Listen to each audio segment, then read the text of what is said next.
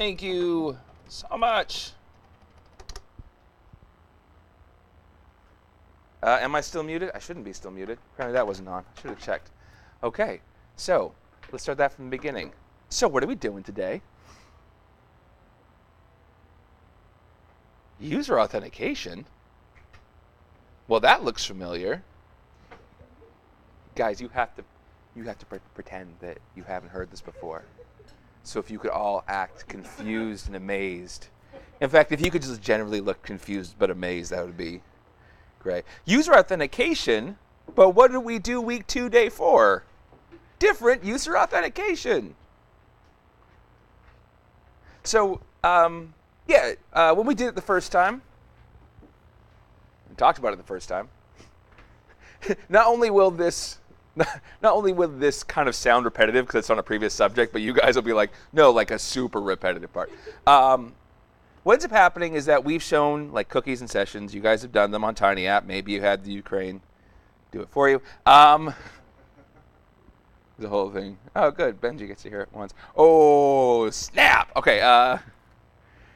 We have, what often happens is that we introduce a topic and we kind of just like go over. There's so many times where I'm like in lecture and I just like, okay, I just need to do the little bit that you're going to remember because I feel like if I get too deep. And then every now and then I'll see people code and I'll be like, oh, you didn't do like half the things you need to do. And of course I didn't do them in lecture because ain't nobody got time for that, right? And and I want you to see the big things and get a chance to like really explore and sell and like make an impression with the big ideas without going too much into details. But your app is built on details, right? You may seem like, well, I have most of the app there, it's fine, right? I didn't really handle my errors, but that's okay. Making features work is how you get people to use your app. But handling errors, being able to tell people, hey, you put in bad stuff versus, hey, we screwed up, that is, that's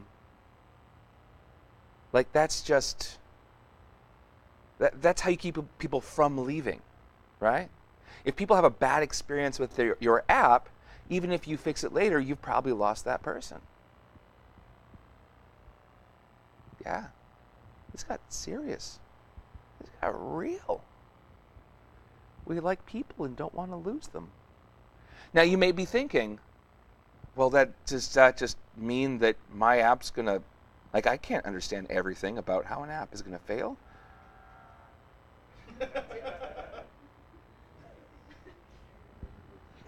That wasn't me, by the way. That was, sorry, there was a noise and it just cut the tension in the room. You can't know everything about how an app is going to fail. That is true. And I'm not putting that on you. The truth is that in our lives, I'm about to get philosophical for a moment, we don't really have control over anything. At best, we have influence. We can influence the way things work, but sometimes there are things that are outside of our control, and even if they were in our control, we are limited human beings that we can project out a few possibilities, but we can't know everything that could have happened. Not everything is within our control. And sometimes we have to accept responsibility to influence what we can, and we have to accept that not everything is going to be that way. You know, the strength to change what I can, the serenity to accept what I can't, and the wisdom to know the difference. That old saw. For all of you members of programs with steps. So, some of you got that, and I want to let you know that I'm proud of you and your journey. So what we're going to do is something that I don't usually get to do in a lecture, which is I'm going to build out a feature in detail.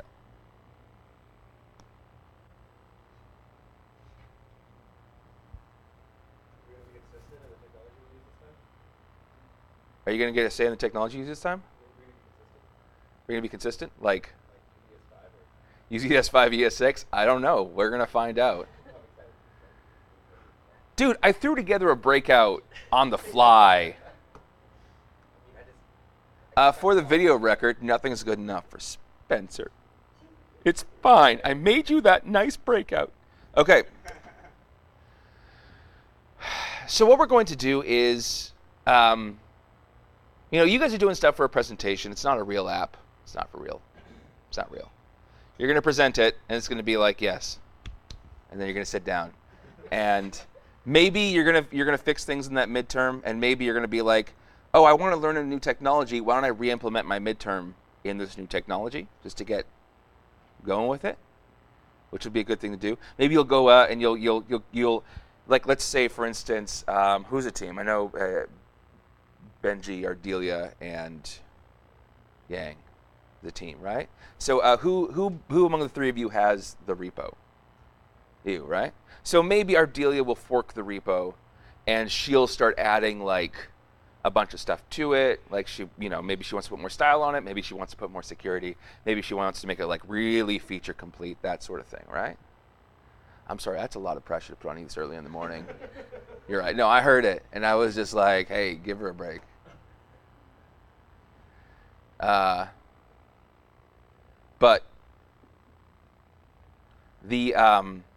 for right now, you're just going to make something that just like it's pretty enough to stand next to, and then you're going to sit down and like immediately drop into a coma, right? I mean, it'll be fine. So, I don't know that I'm reassuring anyone today. But so you're not even going to need to make a login. I really should have told you that, Calgary, by the way. I am so sorry.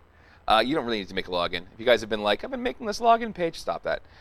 No one wants to see your login page on a demo, and you can just make a backdoor route like /backdoor/admin, and that like logs you in as an admin. And then you even make a bar with like login as admin, login as you, and then I should have put this in the Slack message.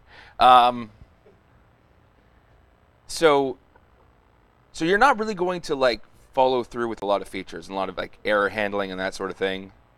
You're probably going to have enough error handling to sort of like just get you through the demo. And that's fine. Maybe for your demo you practice an ideal path where you know you have all the information, right? More than hilarious. And you're just going to get that thing out for a presentation. And the truth with presentations of products, I'm going to let you in on kind of an industry secret, is that they're all lies. They're not really all lies, but you should watch a video about Steve Jobs first presenting the iPhone. What you don't know is the pulpit behind which he was standing had a secret little door through which he would pass and get new iPhones that had the one feature he was presenting at that moment. Do you feel me? Thin tissue of lies that presentation was. Well, it was a lie about the thing he was holding in his hand, right? But it wasn't a lie about is telling us what we would be able to expect from the demo when it actually showed up into our hands, right? This would be kind of true of your demo day presentation as well. Not that, like, basically you're going to have a bunch of fake data in there. It's going to look like whoever. And the point about your presentation is, look, we're going to let you know if we were able to do all the things, what you would eventually get with this. We're going to let you see kind of all the things that you would have with this. But we only have 5 minutes to present the thing. We're not going through every detail. So we're just kind of showing you what this demo looks like. Right? And that's demos. What I'm doing is not about demos. It's not about that. So this doesn't kind of apply to your midterm, but this does apply to the rest of your life as a dev. So what I'm going to do is I'm going to make a user auth. Now I did a and Calgary, you can chirp in. Let me know what the vote is on who would rather see me do it with Ajax or with kind of EJS style rendering. It's going to be kind of the same flow. One's just going to have an extra step, right? Yeah. So I got another vote for Ajax. Calgary, let me know. So what I'm going to want to do, let me start by making a little demo folder. CD demo. Is the text size big enough for all involved? I feel like a little bump up wouldn't be the worst thing that ever happened to nobody. Okay, CD demo. npm init-y. npm add express ejs body parser. And do I really, I think I'm going to use cookie parser for this one instead of like a session, just so we can see the cookie, just for the sake of lecture. But if I were really doing this, of course, I'd make a proper session. So, cookie parser.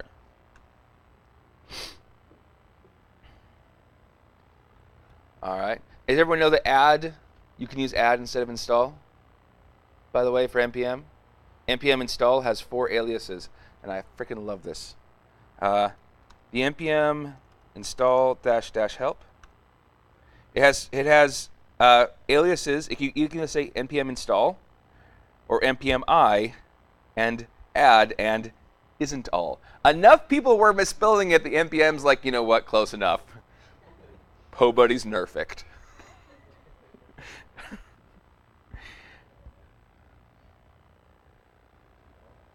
Isn't all.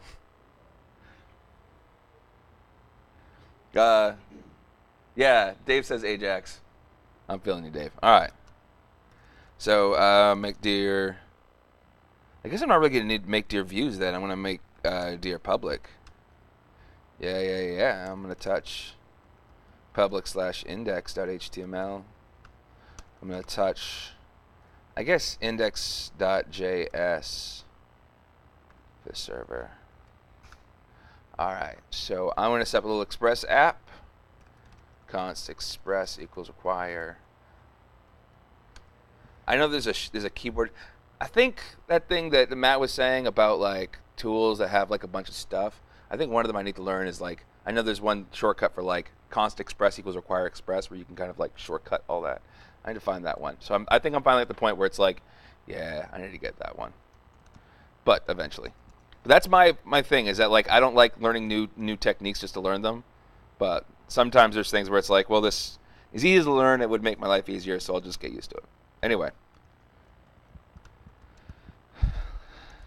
8080.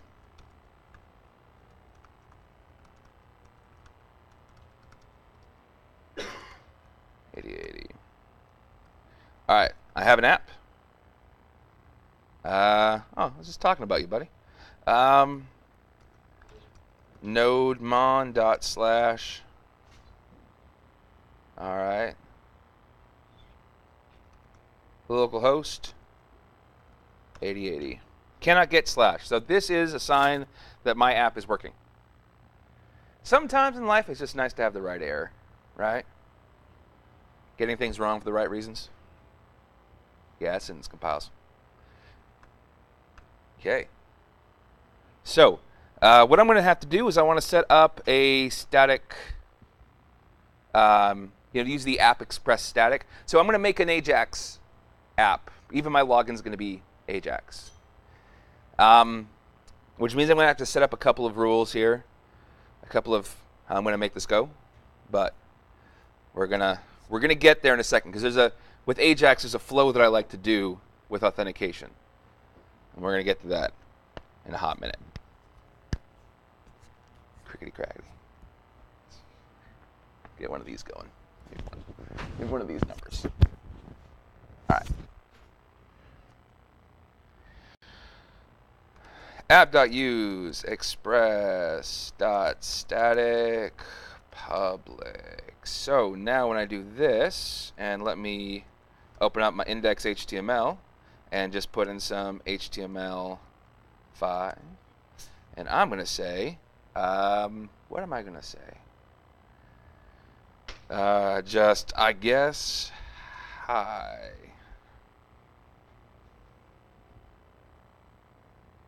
Cool. So what just happened? Does anyone want to tell me what just happened with this code? It said cannot get /. All of a sudden it has, instead of a cannot get /, it's now a hi. What happened? What did I change here? What is this doing?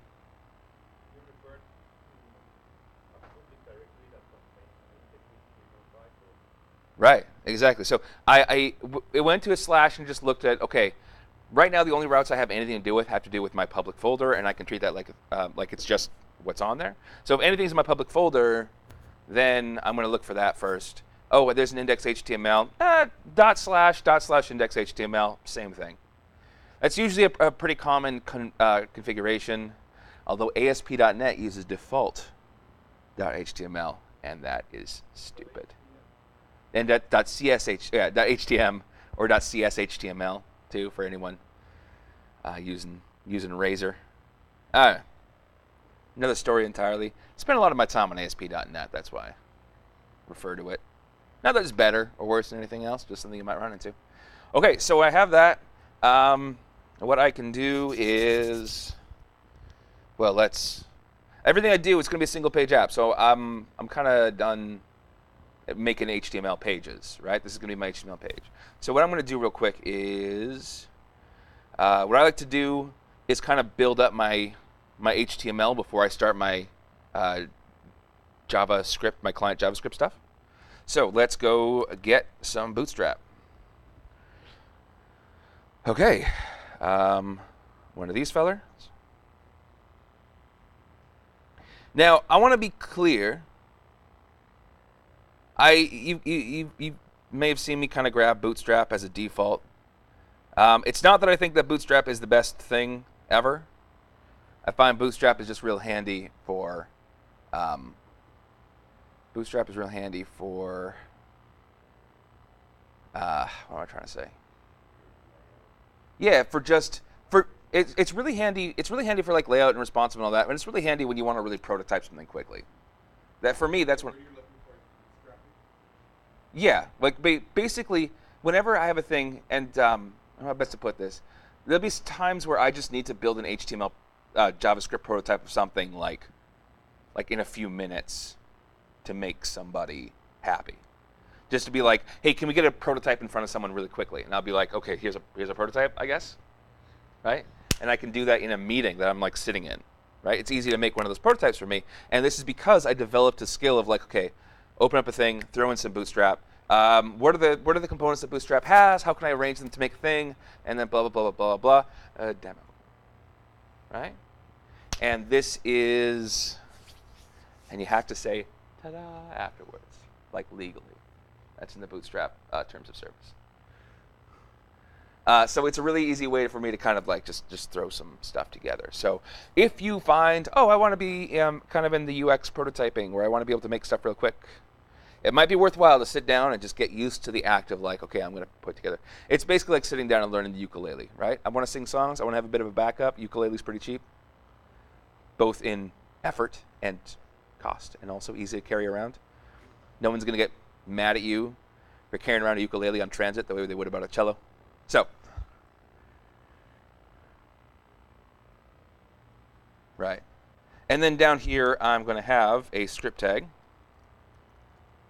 Well, I'll leave the script tags alone. Okay, so dot container. That's going to give me the thing that kind of sticks in the middle. Then I'm going to use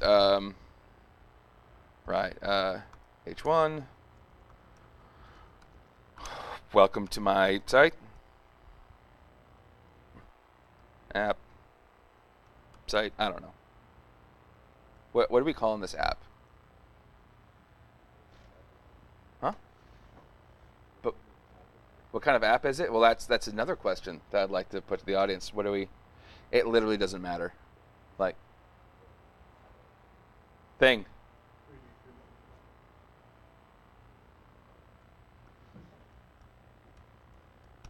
3D thing. 3D? No, 3D thing. Ooh. 2 eyes. There we go. Know what? Just that. Okay. Who needs a marketing team? Okay. All right, and what I want to do is I want to make... Now, what we often find in social sites, so let's say thing is about sharing like 3D plans, like a universe of things, like a thingiverse. You can Google that later, by the way. That's a thing. Universe. So yeah, let's say that we went to a social site like Facebook. You'll notice that like the login and the sign up is right on this front page. Let's go into LinkedIn. Oh, seems to have the same sort of thing. No, not all apps are going to be like this, but many of them have the idea of like what we want you to do first to sign up. All right. Instagram. A similar scenario. With Thingiverse, they're more like, here are the things that you wanted to see, but also sign and join if you'd like. Right? Apparently you can sign in with a MakerBot account. I didn't know MakerBot needed an account. What has MakerBot been doing that I don't? You know what? That's another story entirely. So, what I want to do is I'm going to put my sign-in form on the page itself. And again, right now I'm just sort of like putting together some bootstrap just to see like, hey, was this what I want? Right? Let's go to documentation. Let's do a .row .call 6 .call 6. I guess I could have just said, you know, .call -6 times 2. This is this really cool tool called Emmet, and it can help you make stuff. Right. Layout, content. So they have really good stuff with forms, right? Forms. So, do I also want to get Font Awesome going? I think I also want to get Font Awesome going. Yeah. But we'll get there in a second. But yeah, email address, password. So this is the sort of thing I want to put together. Forms. All right. So here I'm going to have like H2. What? That's not what I wanted. Like even a little bit. H2 log in, and then that form. So let's look at our page now. Log in. Copy. Why did it say copy? Weird. Right? So log in, email address. Do I want to put these on cards? Cards are so trendy right now. Nah, I'll leave them be. And then same thing here. Obviously, I want to indent properly. And instead, what I'm going to do is log in a ... or register, and with an exclamation point so you can tell I'm excited. Okay, so now we have two forms. We have a bit of stuff. I'm not sure how I feel about, well, let's take out the autofill there. Email address, enter email, that's a whole thing. So I might take, I might trim this up a bit.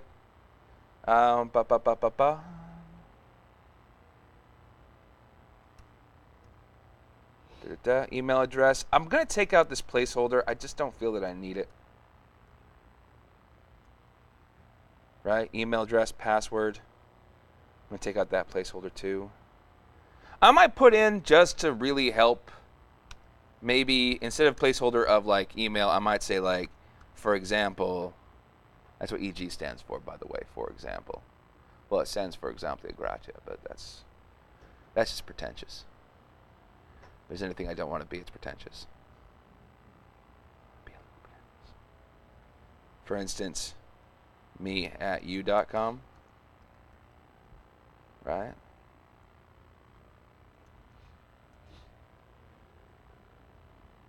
Okay. So this is a good, like, me@you.com. It's cool. This says, for example, input. I'm going to say that ID should be, here should be login, email, login, email. I'm going to put a name on this.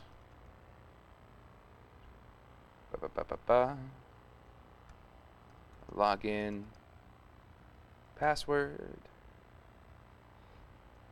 login, password, name, password. Don't really need that label. We have submit or register. I like that email address. I'm going to say that the for here should be register email ID. Email. Why am I putting names on all these? What's that all about? So I can control it from the JavaScript side. 10 points to Sebastian. Points don't mean anything. Sorry, I got fake points to give you. But I appreciate you. And hopefully that's enough. Oh. What's that warmth in my heart, buddy? Alright, so register password.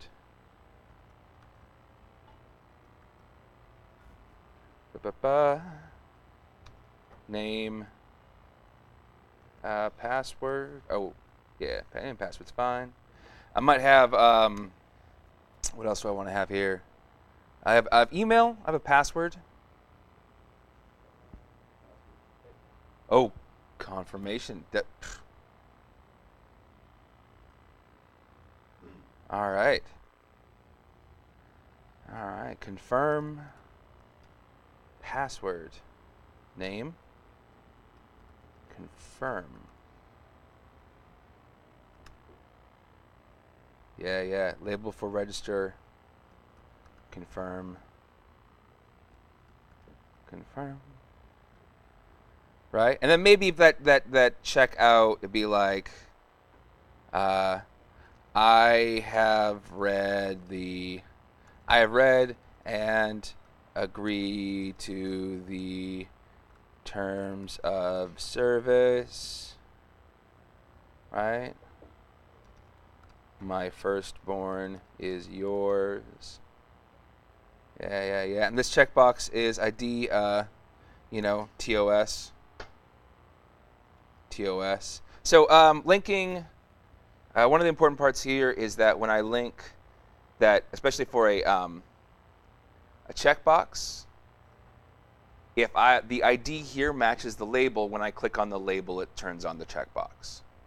That's just HTML doing what HTML do. Does everyone see?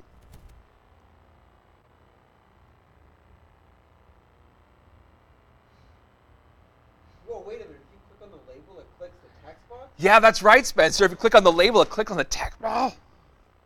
It's amazing. It was too far. I heard it. I realized where I went. I promise to do better in the future. Hashtag always learning.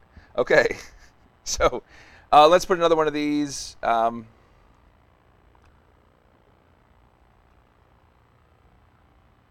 then we'll have like email list. Oh, and by the way, I'm going to put a name. TOS. Name is so TOS email list. Yeah. Email list. What was that?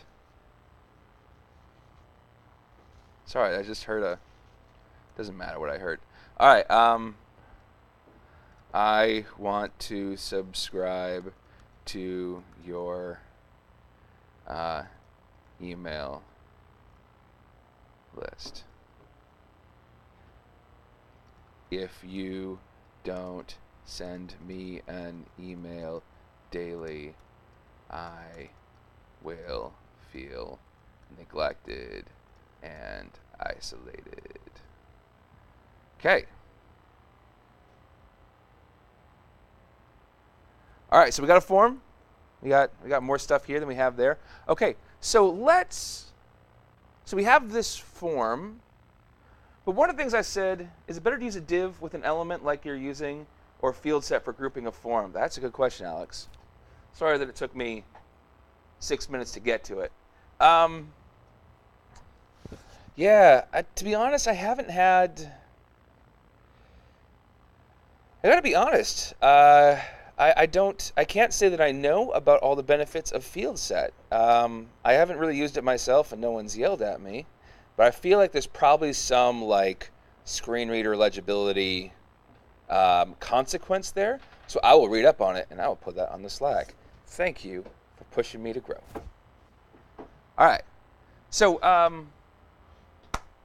what I was saying. So one of the things I want to do here is that when I was talking about with your wireframes, right? We talked about like, okay, make your wireframes. And what ended up happening is that like wireframes themselves aren't really enough. Because your app doesn't just happen, your app isn't a static thing, right? It's not like print. 7 hells, Jeffrey Pang. Good morning, Jeffrey. What's... Are you... I can't... All right. I forgive you. I mean, we still have to dismiss you from the program, but I forgive you, like, as a person. So your forms aren't, or anything that you have as a wireframe is not just something that happens once over time, right? It's like, it's not static, it's always in motion. It has to change different things. Now, if you're wondering, like, okay, but that sounds like it could be anything at any time, do you have a simple framework to share with me the ways that it might change? Well, I have good news. I do. A simple way of kind of thinking about this, and it's called the UI stack. This is a great article. I will put it in the notes, and I suggest that sometime you read it.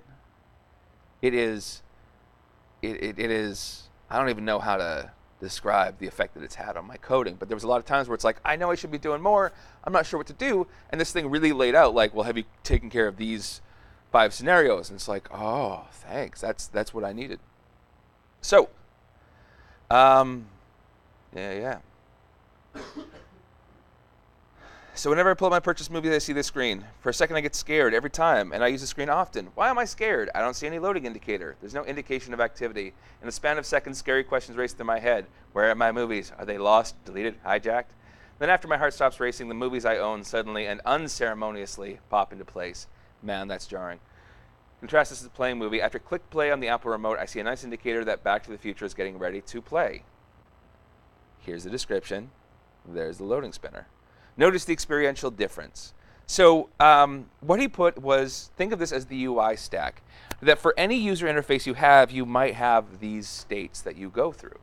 A blank state, a loading state, a partial state, an error state, and the ideal state. Now usually your wireframes are all about the green one at the bottom, the ideal state.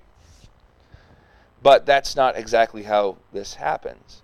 And creating a good experience also manages like the fact that between someone saying, I want to see this, and them seeing that, there's time that elapses when you'd want to know something. If there is an error when somebody tries to do anything, you should let them know whether it's their error or your error, right? If you have a 500 error, does anyone remember the HTTP, like the big categories, right? 200's okay, 300's redirect. What's 400? Huh? Well, the 400 series. Client error. Thank you, Alafia. And what's the 500? Server error, right? The 400 is you fucked up. The 500 is we fucked up. The 500 series is the, look, it's not you, it's me, of server errors. And sometimes what you have to say is, yeah, it's you. I'm making eye contact with you, Ardelia. All right, sorry. Just making it personal. Jeffrey, it's you.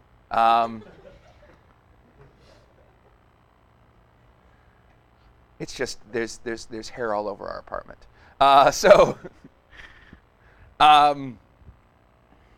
I'm, I'm not going to say what I pulled out of the shower, but it was smaller than a squirrel, bigger than a chipmunk. So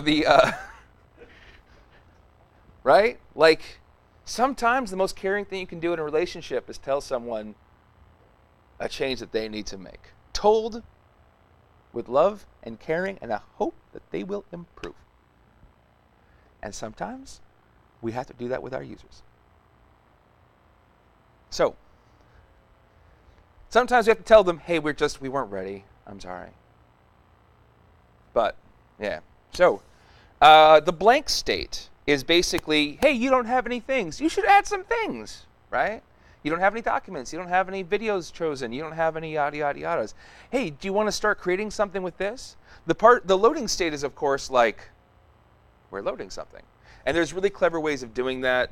If I go to my LinkedIn, I think LinkedIn has a good example of, there's a loading indicator, right?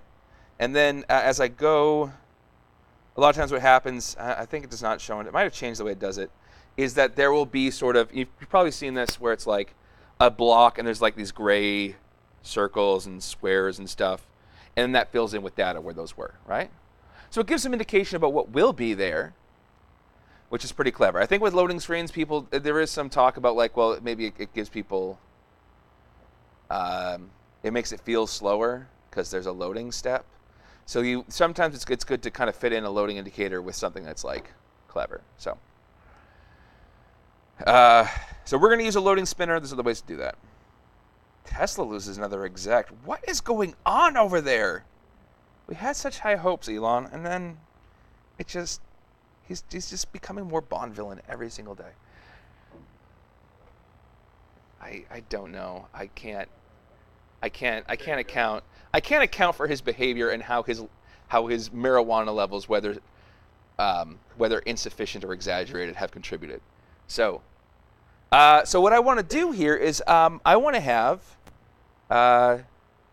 some sort of I want to be able to do some loading state. I want to do some error state.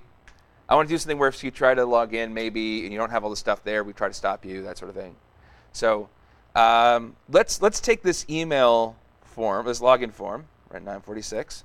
Got some shit to do. It's going to be fine. Let's take this and kind of put in some errors just to see what they look like, right? Get bootstrap. We're going to take a look at documentation, components, input group, forms, think.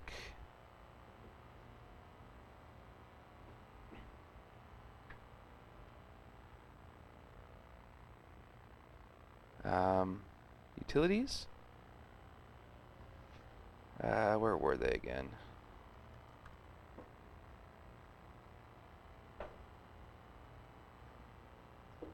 Okay.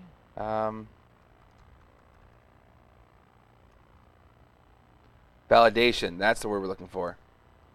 Validation. Okay, so we can put validation. HTML form validation is applied. Bootstrap scopes to the was validated class usually applied to the form. So as a fallback, is valid and can maybe used instead of the pseudo classes for server-side validation. They do not require a was validated parent class due to constraints. Okay, so what we want to do here is, this is an example of a validation effect, right? So this is a positive validation. Yay! This is a little more critical, a little more constructive validation, right? Please provide a valid city. So let's just kind of see what this form would look like. And I'm just going to make a few copies of it with different things, right? This form.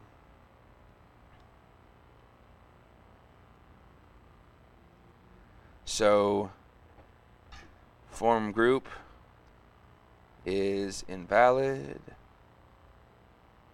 Let's see what happens here. Is it on the form group or is it on the input itself?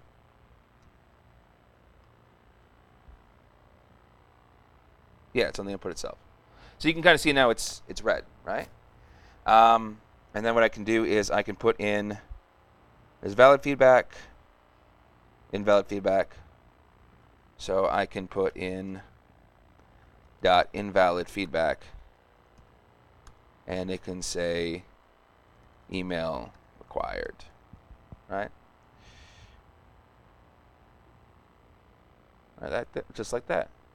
And I might have one of the things that can go wrong, of course, with a login. What's the number one thing that can be bad about a login? Right. I don't know you. So what we're going to do here is I'm going to use a another Bootstrap thing called an alert. It's going to be that. All right. Oh, also want me some icons. So font awesome. Icons, how to use. Font awesome's free CDN.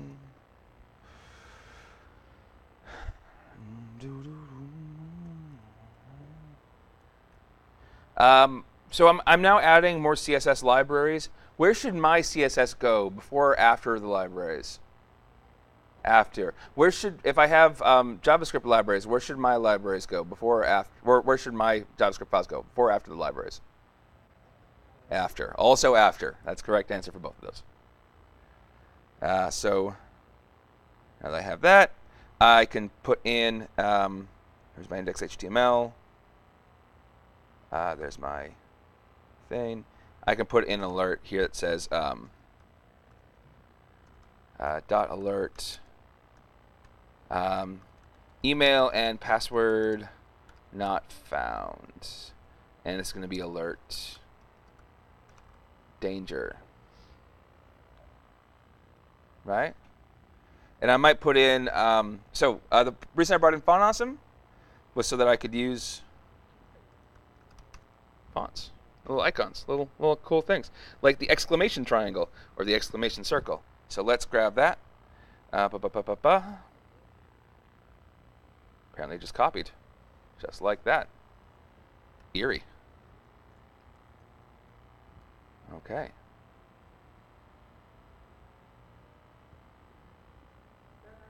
Ta-da. So now I have like what this could kind of look like. And while I'm at it, I also want to see, like, I have a submit here, but maybe while it's submitting, I want to have a loading icon, right? So what I can do,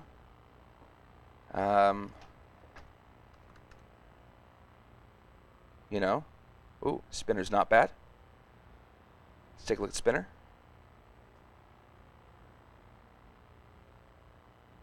I'm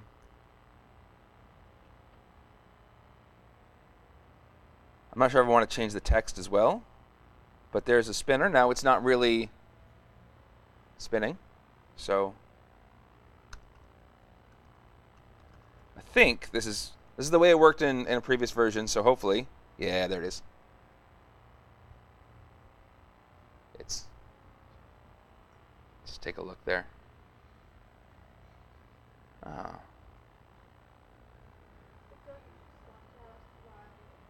Oh yeah, I only want this while it's loading. I'm just making all my CSS, or my HTML CSS now, so that I can use it in my jQuery. All right, so what I'm going to do now is go have coffee. When we come back, we will wire this all together. I think we might just wire the login and just, everything that we said about the register, go down and do likewise, or the other way around. We'll see what happens when we get there. Come back in 10 minutes.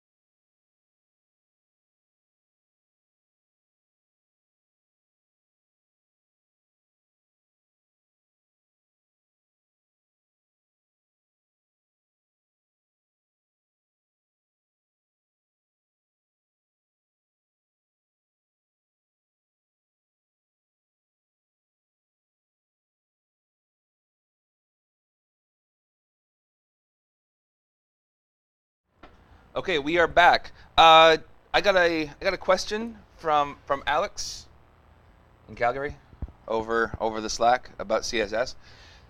And his question is, CSS question, if we're making utility classes, do we still have to defend our use of bang important? Or important, is it bang important or important bang? I can't remember. I don't use it very often. For example, HTML, CSS, no padding, zero important. Now, here's the thing about the important, is that generally speaking, the problem with the use of important is not the use of important, it's the abuse of important. It is a language feature. It falls into a category of language feature that we refer to as foot guns, whose entire purpose is to shoot yourself in the foot. So, what can happen with, everyone know what the important tag is in CSS? Yeah, it kind of like overrides everything, but then what happens is if you have an important that you're then trying to override, well, you're shooting yourself twice. In the immortal words of Fallout Boy, this ain't a scene, it's a goddamn arms race. So, that song was amazing. I also think that was just a response to My Chemical Romance's Helena, where it's just like a goth ballerina just got out of her own casket and danced down. Like how do you top that? And they were like, oh man, this is an arms race. Anyway, so my take is this. Generally speaking, the problem with important is that then if you're trying to fight, then that's a thing. But if you have a utility class like no padding, and you just sort of make a set of utility classes that are like the god classes, right? Where you just like, these things are the most important, okay? This is our Torah. This is our Ten Commandments. This is our, like, whatever you want to call it. This is the thing that we all agree. This is our canon, okay? That we all agree that this is this is like the original Star Wars movies, and we don't really care what happened in the novels. Maybe we don't treat those as important as like the movies themselves, right? Right? It's like you can make your fanfic, but these ones are canon. If we say that these classes are the important classes that you can't put anything on top of, and these kind of fix everything, but they are the final law, and that's the only place you use important, okay, I'll allow it. I'll allow it. You do so at your peril, but I'll allow it. Oh, it is most certainly avoidable. I avoid important like the plague. I try to build. This is now becoming a total side note. I try to build my CSS like building components. And yeah, I have some utility like, oh, this should do this or this should do this, but I kind of think of it in component sense when I build mine. So that's how I avoid it when I'm writing my own CSS, or I'll use a framework like Bootstrap where it's like they already have all the things. And I will try to use fewer actual classes. So that's not the point. That's not what we came here to talk about. What we came here to talk about today was user authentication. So I did this lecture 4 weeks ago, I guess it was, because it had to have been. And I have a lot of routes that I'm going to kind of bring in post-register. But when I did that one, I was doing like, I was making UI routes. But now I'm making API routes, right? Because we're doing AJAX. So there's a couple things we have to add. And there's one flow I kind of want to talk about, which is what I call the me flow. So you guys know, okay, so what happens, you log in, you leave the website, you go back. You're still logged in, right? So one of the things about logging in is that you should be able to kind of like leave and come back and be logged in.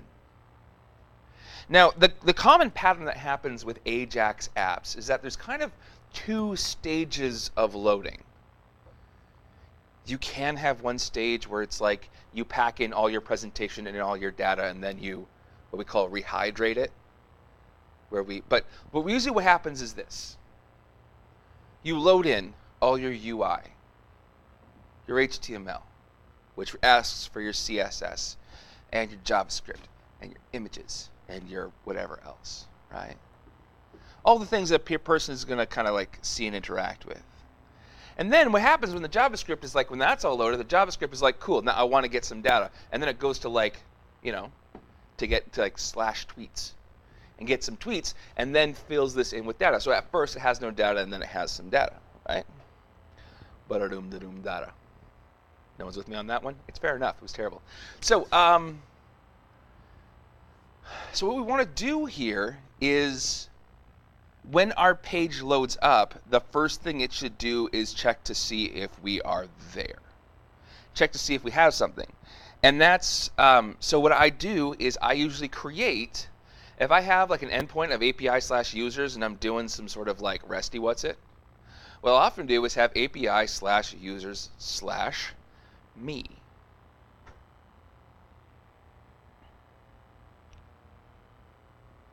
Let's see what happens. So I'm going to go back to this index.js. I'm going to add a few things because I got to add a few things. Is this the right one? Yes. Okay. I've added some code since you guys were gone because reasons. So I'm going to say const cookie parser equals require cookie dash parser. I didn't bring in cookie parser, did I? Yes, I did. Did I? Let me try that again, see if it...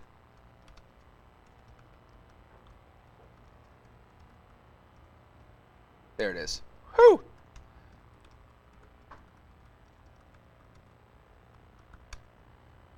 Now, as I often do with my Express apps, well, I'm going to use cookie parser for now, right? Just so we can kind of look at the cookies a little more transparently. Don't poke his man bun. All right.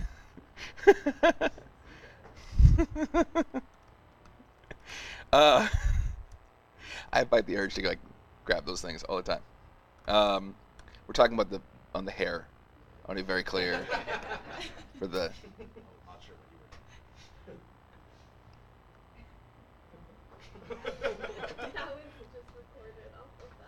That's fine. So I'm fired now. I will see you guys. I'll be outside begging for change. That'll be fine. All right. Will JavaScript for money.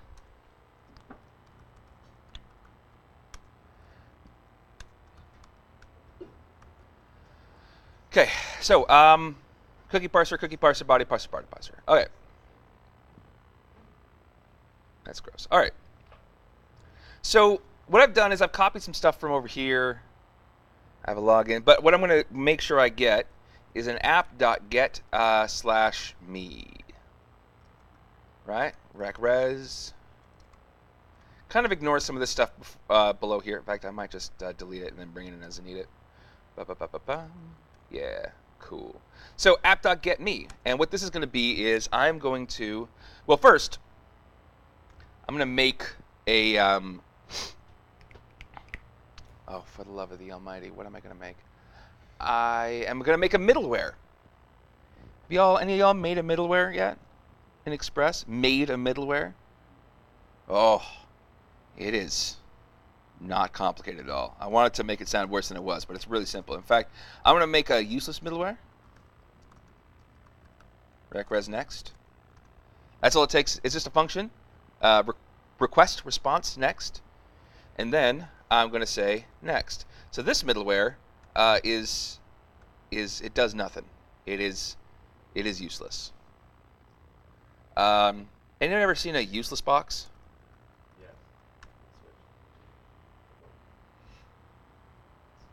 For those of you who have not seen a useless box, these are amazing.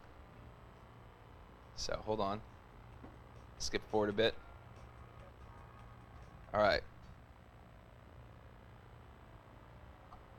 That's all it does.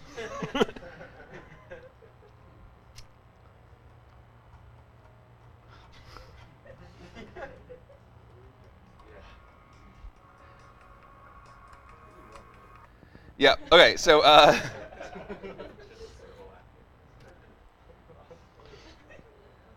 This would be like looking at some electric guitarist's pedal setup and be like, there's distortion, There's my overdrive. There's my phaser. That box just takes the signal in and puts the signal out. Like that's all this is gonna do, right? That one cost me $200.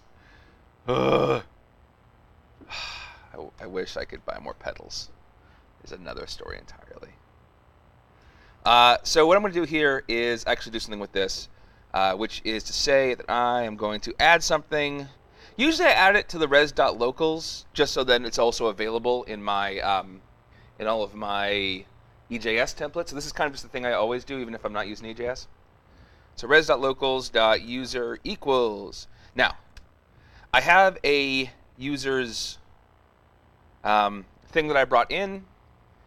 This has promises just so that, like, what I could do is I could replace all this with connects and whatever if I wanted to. So I made everything promise-based, even though it doesn't have to be promise-based. Just so I could eventually use this. Like, actually just, like, I could write all my stuff and then be like, in the last moment, switch it out for a database version, and nothing would change. So, I'm not using bcrypt for right now. Use actual bcrypt, but for right now, I'm just comparing strings, storing them as plain text, comparing them as strings. Okay. So what I'm going to do here is I'm going to say I have that user's data helper that I got from libusers, and I'm going to say that technically speaking, I might have a cookie called user ID. Let's say I have a cookie called user ID. So I might say user's data helper dot get user by ID, and the ID is rec dot cookies dot user ID. Sorry, I had a thing in my teeth. Now I don't. Dot then. So that's a user promise equals that, and then I can say user promise dot then should have loser. Ha! User. A little Freudian typing there. And what I can say is that res.locals.user equals user. Now this might be undefined. This might be an actual user, but either way. Now you may notice, if we kind of clear this out of the way, that I said get the user. What's wrong with this? Does anyone see what's wrong with this? In terms of the chain of events. When do I want this to actually get to the next thing?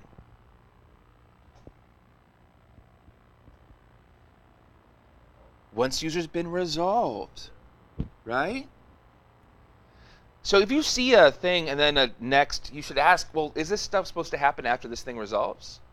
Because if so, then I need to move this here. Simple enough? Yeah. So app.getMe, well, what I can just do here is just say res.json. Oh, res.json. Well, what I should do is say this. If res.locals.user, then just res.json, res.locals.user. Else, what should I have? Throw an error? Okay, good. What does it mean to throw an error with HTTP requests, or responses, I should say?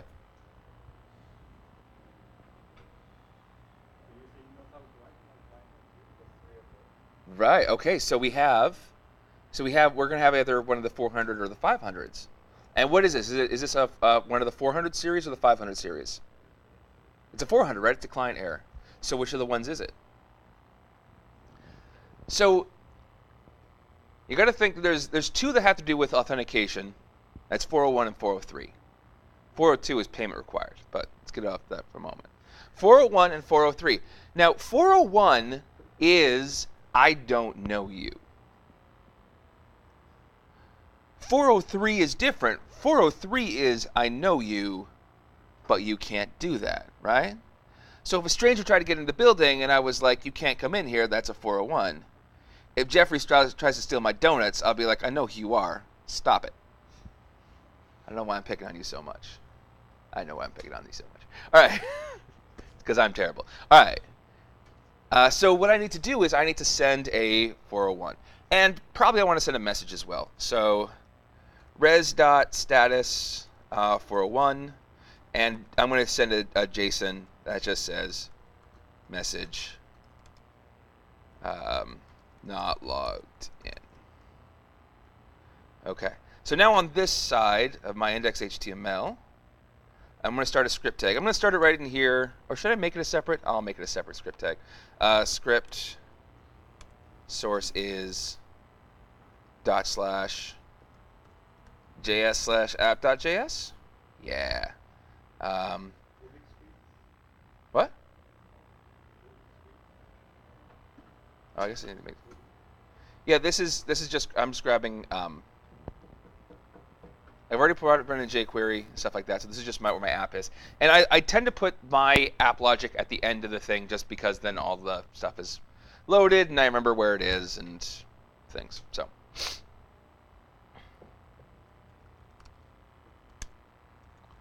let's do make directory demo public JS touch.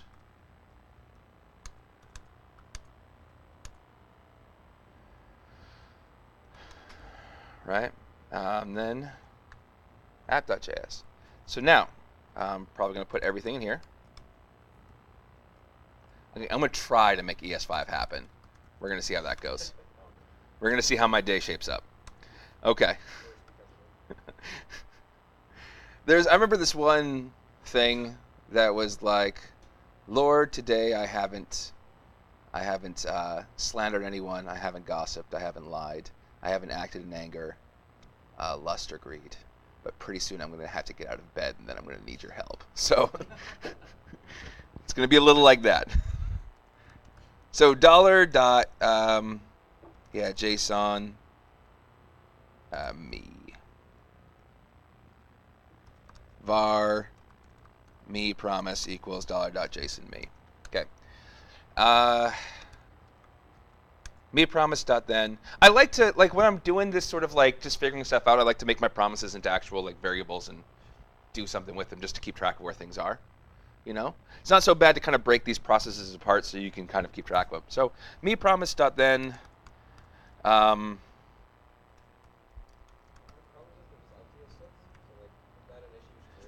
Okay, so aren't promises ES6? Well, promises stuff getting built into the spec was part of ES6, but you can bring in libraries that help with ES5, and the jQuery Ajax is very promise-like. It's kind of responsible for us having promises in general in some ways. They're like very influential in that process. So function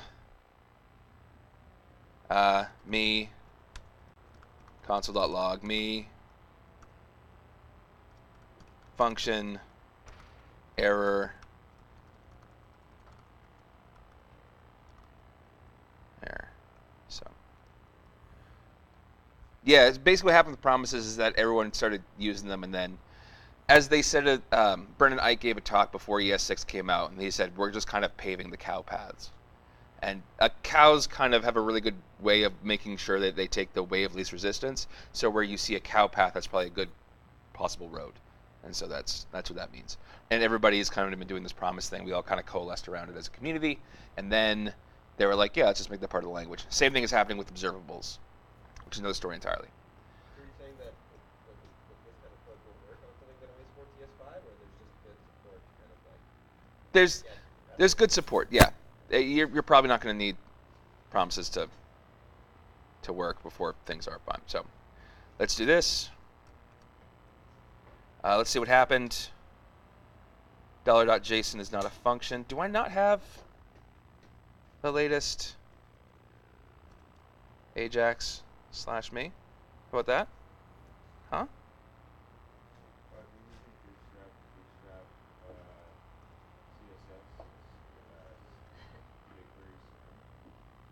jQuery Slim. It's jQuery Slim, everybody. Which also sounds like the name of like an old school country music star, right? What is the purpose of jQuery Slim? The purpose of jQuery Slim is it's just the jQuery part, right? The JavaScript query of a page. Because maybe you don't need their Ajax. Maybe you bring in something like Axios. Ooh, let's bring in something like Axios. Okay, I'm going to bring in a better library. That's going to happen. Just realized I could do that. Totally want to. Will it be more confusing to see a new library? No, it'll be fine. Okay. Copy script tag. Index HTML. Let's go to the top here. jQuery Slim. Good catch. Oh. There's a slice of a donut that someone gave me. Waiting for you. I don't know who gave them to me, so there's a good chance it's covered in a very strong laxative. All right.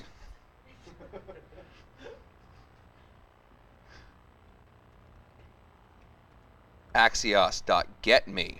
Oh, yeah. Okay, so 401, unauthorized. Let me see what I came back with. 401, message not logged in. Good, the route worked. I'm not logged in. That's a thing. So let me log in.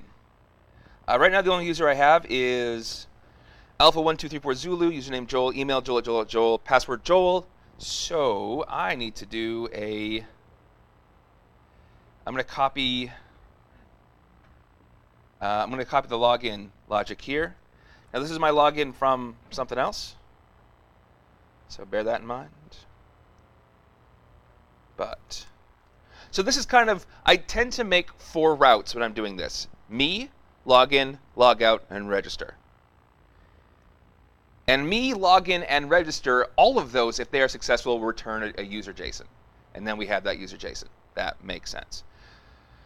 So we have a post to login, recres, email, recres, body, user helper, blah, blah, blah. Now this stuff, I have to make a couple of changes. First, I have to say res.setCookie. Is it res.cookie? User ID is found user.id. And instead of, do I use redirects when I'm doing APIs? When I'm doing stuff that's going to be used by Ajax? No, I do not. Redirect is a very UI-centric thing, not an API-centric thing. So what I really want to say here is something that just lets me know that the thing I wanted to have happen happened. There is a route 200 is okay, but I tend to use that for gets. When it's like something where it's like, hey, a thing happened, I want to tell people that a thing happened. What I'm going to use more likely is 202 accepted. If I created something, then it will be 201 created. All right, so for like delete and login, this hungry little kitty cat. So res.status 202, and what am I going to send as a JSON?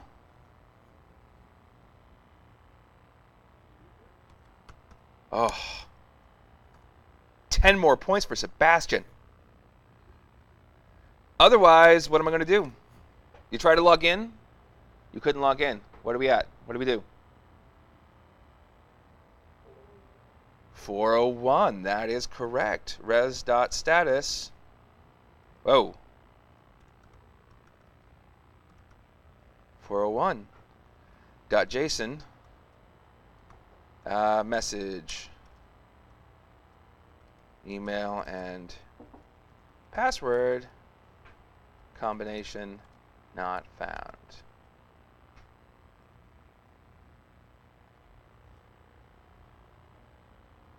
Look at that guy. All right.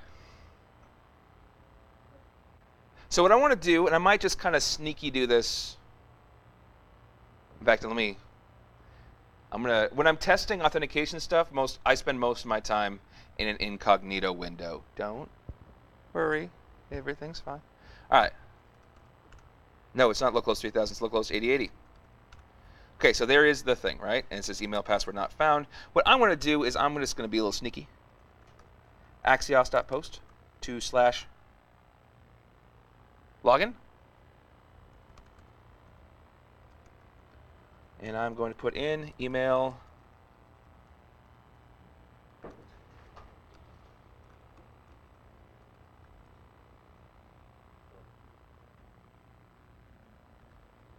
Oh, 401 unauthorized.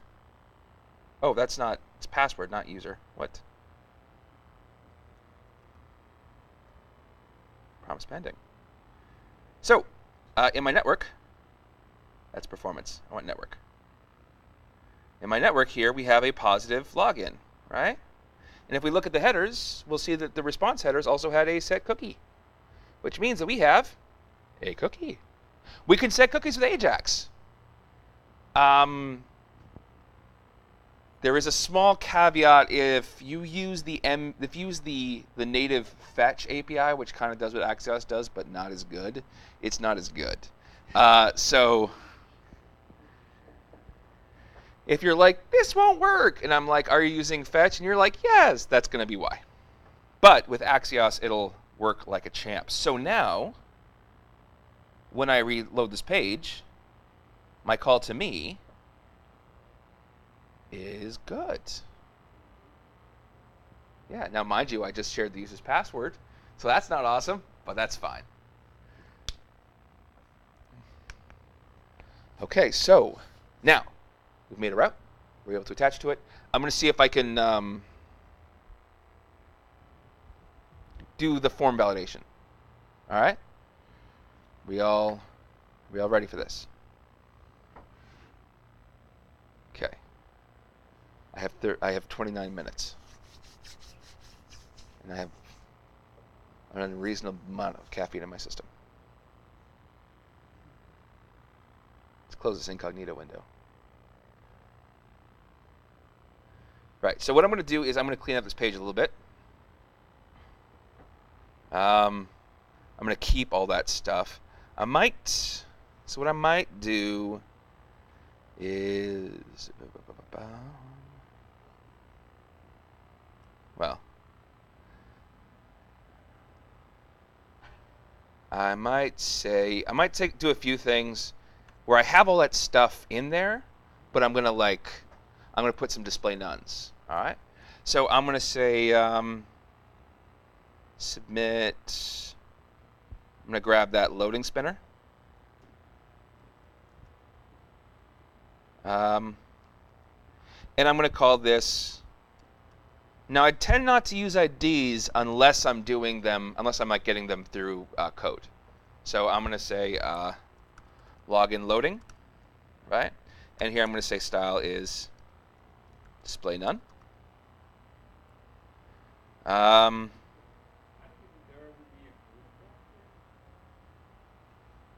Was there a good practice? But with IDs? Yes, generally speaking, it is not a good practice to use inline CSS. The reason I'm using inline CSS right now is because jQuery is going to do some shit. And so if we have this as style display none, we can tell jQuery, hey, show this, hide this. And we're just starting it in a hidden state because jQuery likes to mess with that style tag. Yeah. No, good call. Good call, all involved.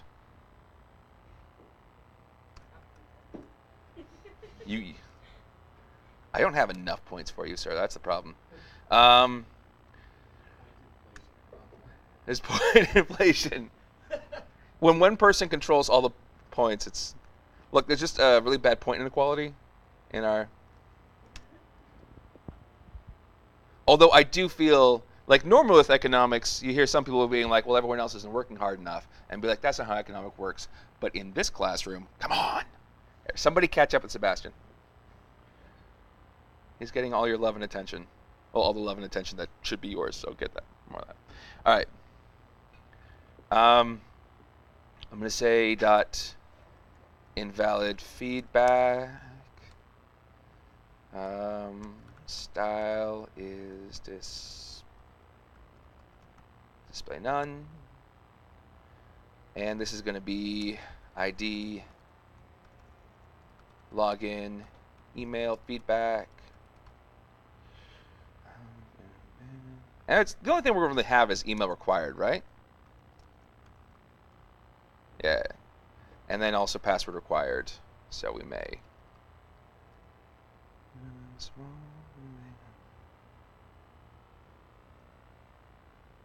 We have login password, and this is login password feedback. Password required. And then we're going to say this is we're going to grab that alert. I might even just take this thing and comment that out for a second. Make this call just so we can have the whole space here. Required email password not found. This alert also, I'm going to say belongs up here. ID is login alert. Style is display. All right, so now let me just get rid of all this form.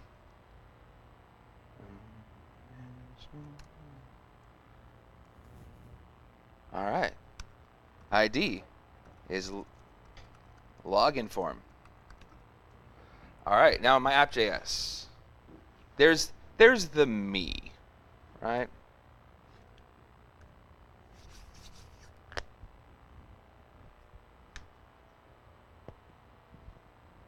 One of these numbers. I might even, sometimes when I do this, I even just make sure I have like a bit of a delay on something. So I might me.promise.then, I might say that, okay, slight bit of ES6. Just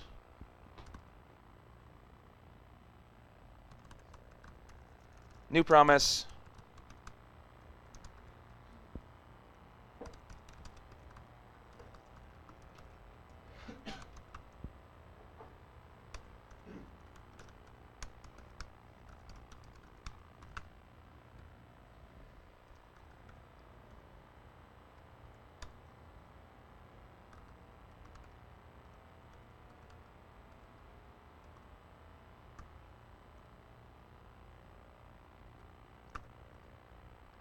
So now what this does is this makes a call. So if we, let's go to console here, and like found two elements with non-unique ID. Oh, that shouldn't be a thing anymore. Okay, so did anyone notice that? Let's reload the page, see if anyone noticed it. Yep, 1 banana, 2 banana. Bam. Exactly after 2 seconds. Ish. So what I did was I basically said this like, hey, can you wait for a second? Now, why would I delay something like that? Still waiting for more information. Well, it's not even that waiting for more information. I am waiting for more information, but I, as a developer, want to actually show what it's like to wait for information, right?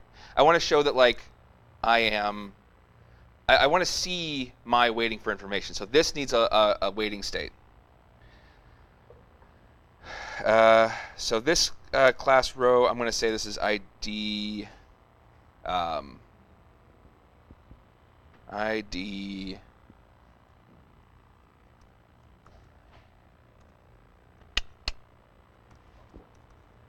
Login section. Login register section, and then here I might say that this is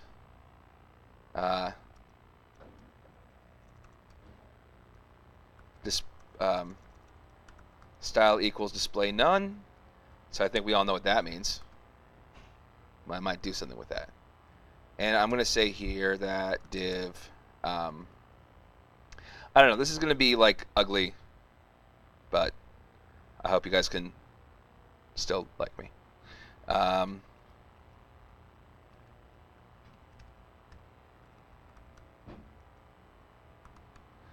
Alert primary FA spin FA spinner loading user info dot. So now we have, when you load in, it's just going to have this, right? So what I'm going to say here is I'm going to call this ID is loading me spinner. Cool. Loading me spinner. All right. So what I might do is this. Var loading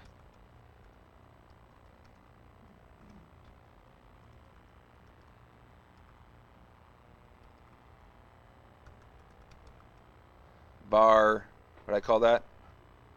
Login register section.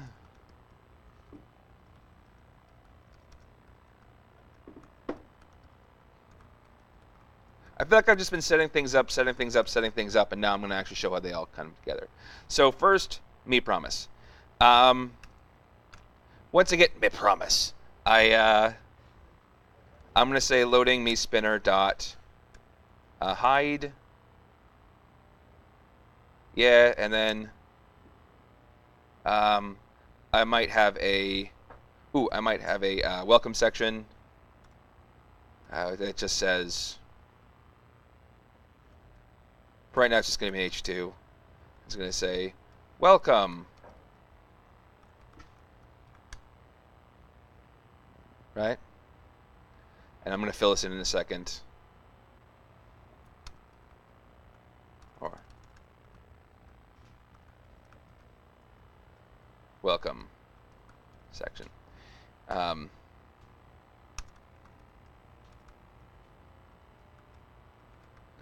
So now I know what it should be like if you are waiting. This is my loading state. This is my sort of blank state. Like you haven't logged in. That's technically a blank, right? This is my ideal state, is just showing, hey, you're this person, right? And I need to grab that as well. And we called that welcome session. I did not mean to put that in there. Var welcome section equals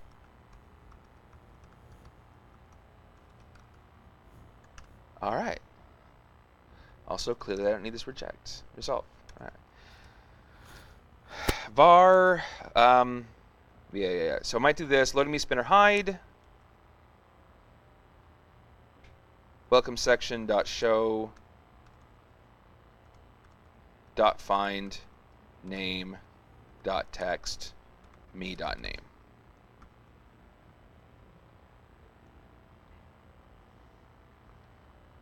Now, of course, it's not doing that because it's not doing that. So what I really have to do is say loading me spinner dot hide and login register section dot show, right?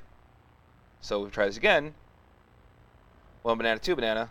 There we go, right? Is that actual surprise? Okay, I wasn't sure. All right.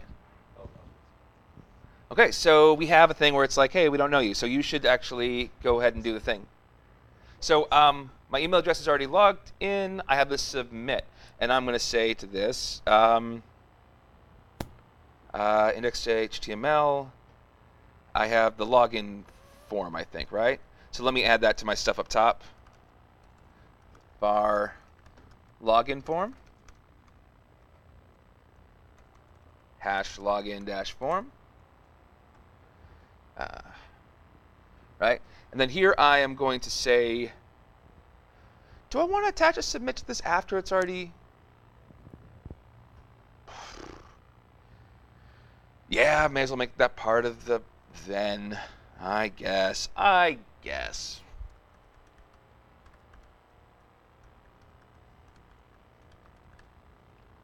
Login form.onSubmit.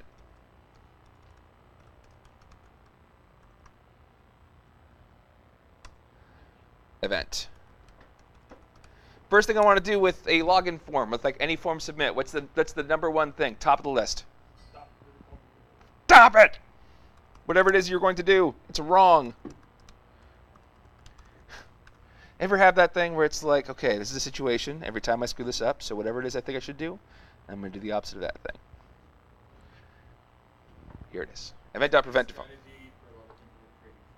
Yes. It is a good strategy in trading stocks. I love the things that reports that are always like kindergarteners outperform hedge fund managers. All right. All right, and I'm going to say here just console.log login form.serialize array. 1 banana, 2 banana, right?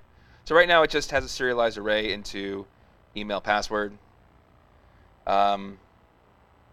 I kind of effing hate this thing a little bit, so I'm gonna sprinkle just a tiny bit of magic, tiny little Joel magic. I'm gonna make a plugin, which is really easy to extend jQuery to do whatever you want it to. So fn.serialize object equals function.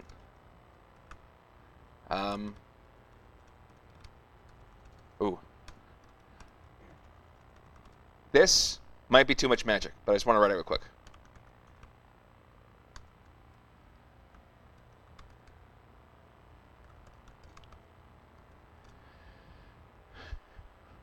Aggregate. It's the okay then. Yeah, okay, I'm doing an ESX.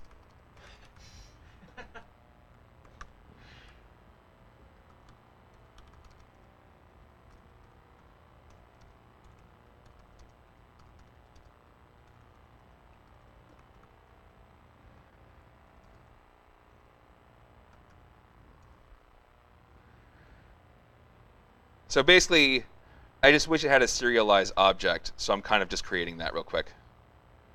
So that we can do 1 banana, 2 banana, right? So it becomes that. You should look at this later and be like, huh? And then figure it out. So we have this. We have this now, right? what did you just do? I don't get what did you do? That's the sound. That's the appropriate sound.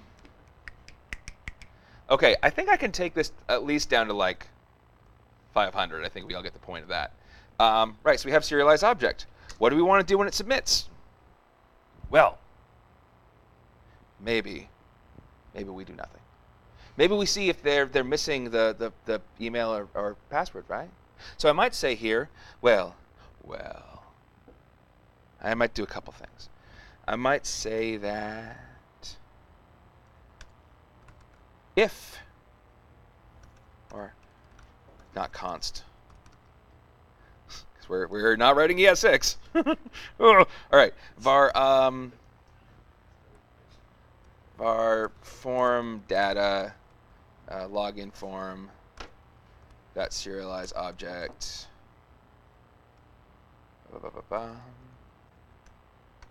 And then form if form data dot email. Then here I'm going to say that the form dot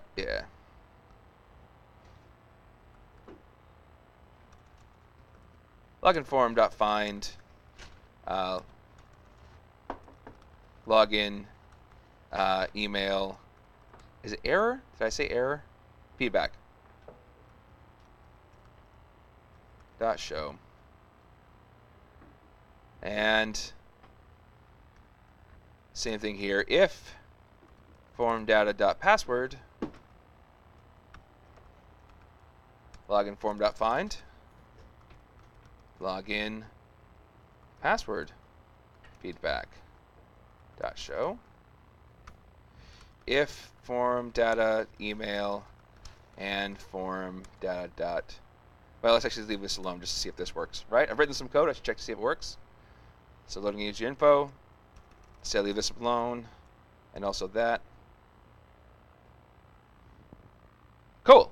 I have feedback. Also, I would like to make these kind of red, right? So what I might do is say login form dot find login form dot find add class is valid.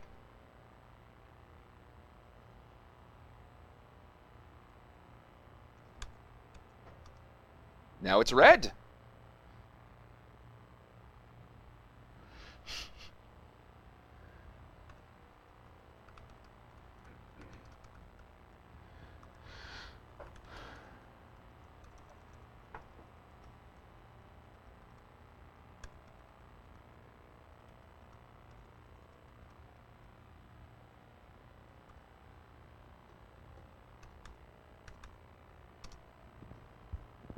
Also red.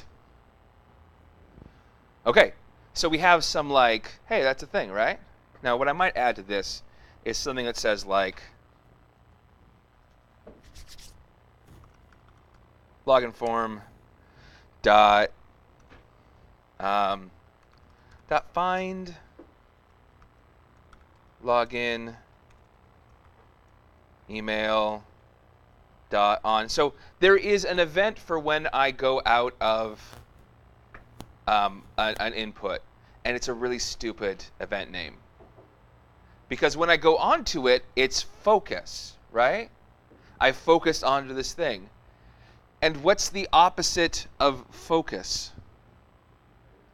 Blur.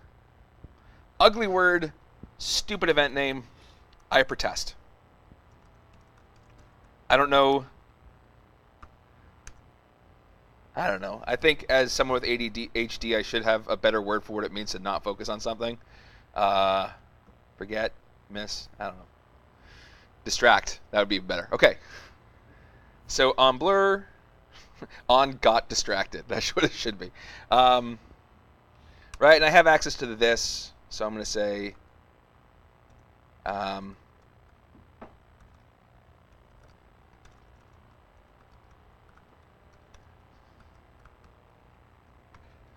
if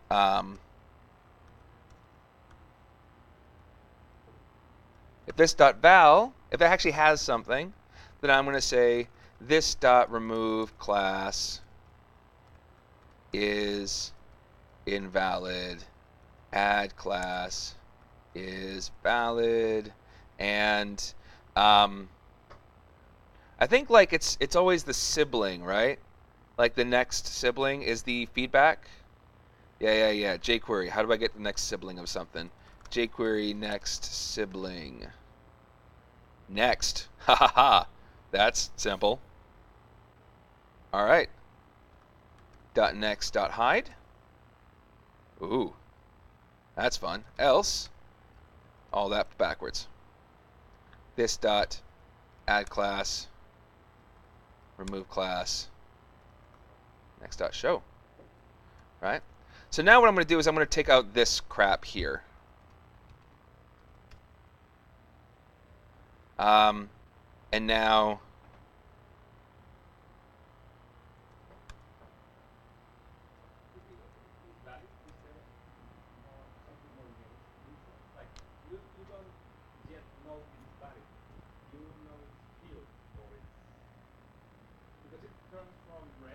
right.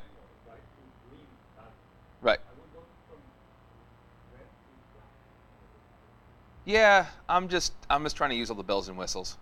So maybe there's some argument over what's a better UX. You could kind of go through this. I'm going to a little more extreme example. So we're going to add, actually, to be honest, this function kind of applies equally, right, to passwords. So I'm going to say function blur handler. It's going to be all this. So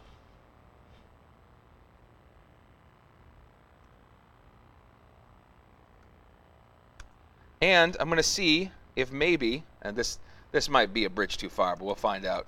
Login password. Maybe? Huh? Can I do this all in one line? All right, all in one line. Ha ha ha ha ha ha ha ha ha ha ha. There we are. Okay. So now, Joel. I want to actually do something with this data. I'm going to say if form data dot email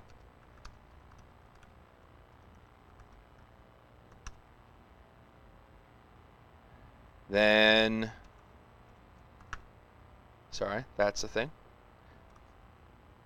Then I'm going to do a axios.post /login with data.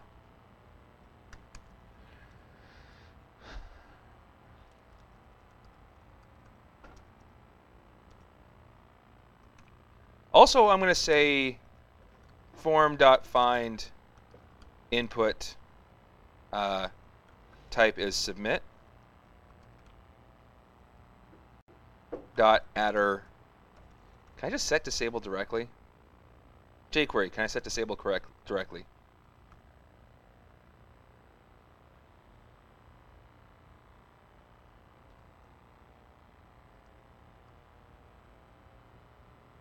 Yeah. Okay.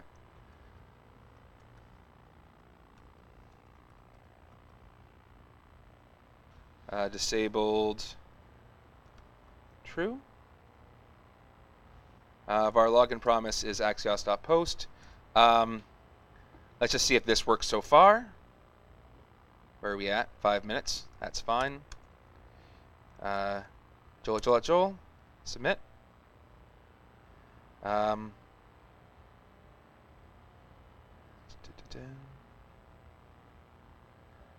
Should have set this to be disabled. Let's inspect that. Oh, it's not input, it's button. Let's try it again. Okay, so now this is not disabled.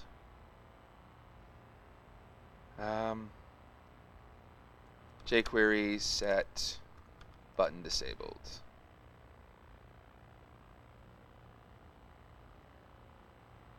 Come on. How about that one?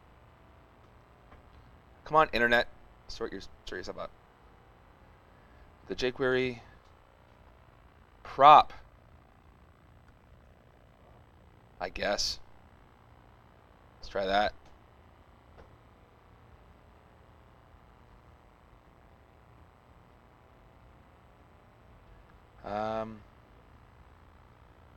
This dot enable on input. How about just form.find button? Should be just that one button.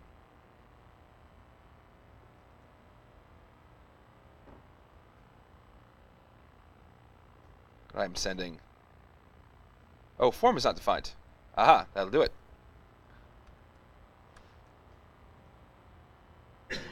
This is why you look at your errors. There we go. Right. And I also wanted to say this form prop disabled true dot find what do we say? Yeah, something like login spinner or some nonsense like that. Login loading.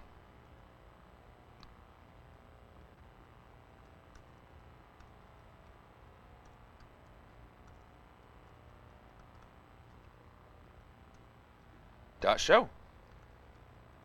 Okay, so now when I do this, okay, form data. So now we have this login promise, right? Dot then. If we have a user, well, then we should do what we were doing above with this user, right?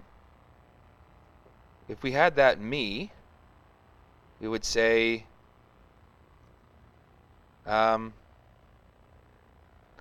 welcome section show dot find login register section dot hide. That's not. Oh, and actually we're going to call this me.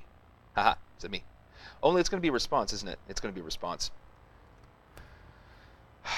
And it's really the response.data.name, which I need to fix up here too, I think. Yeah. Yeah.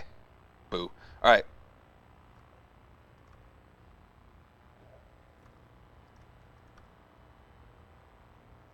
Okay. So now, if this is valid, we should. Okay, so it did get someone. Apparently didn't know what me was. And when I log into this again, it should have me. Now it apparently has a problem with, let me see what the, what I actually get for me. Oh, username. Okay. Username. All right. And we can see that we have this cookie here that we're sending that says, oh man, there's a lot of cookies. User ID alpha1234 Zulu. Let's go to the application. Let's go to cookies. Let's go to this. Let's delete some stuff and reload. Loading user information, and here we are. Now what I want to do is also have some sort of errors. So I'm going to say SDF, right? So function. So if that's the case, then I want that. I had that one element on the page, the alert. What did I call that? Email password not found. The login alert. And it is. And I'm going to say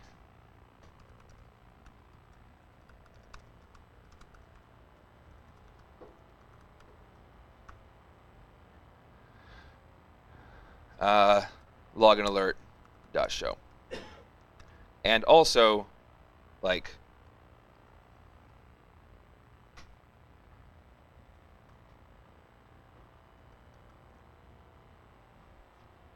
okay. So now let's try this.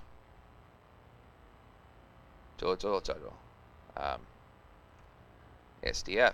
I think I also want to do a. That's going to take as long as it's going to take. Now we have email password not found. Right.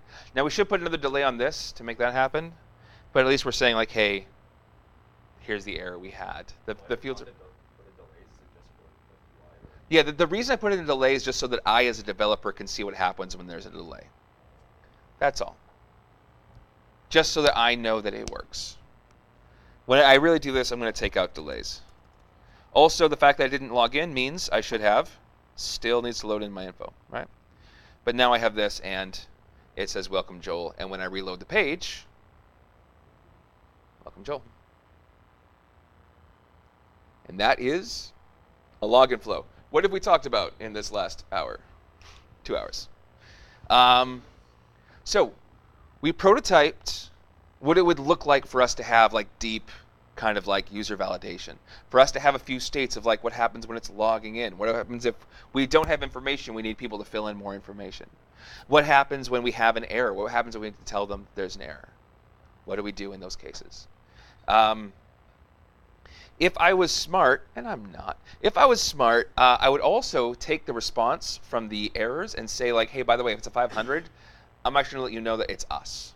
It's not you, it's us. All right? It's not you, it's me.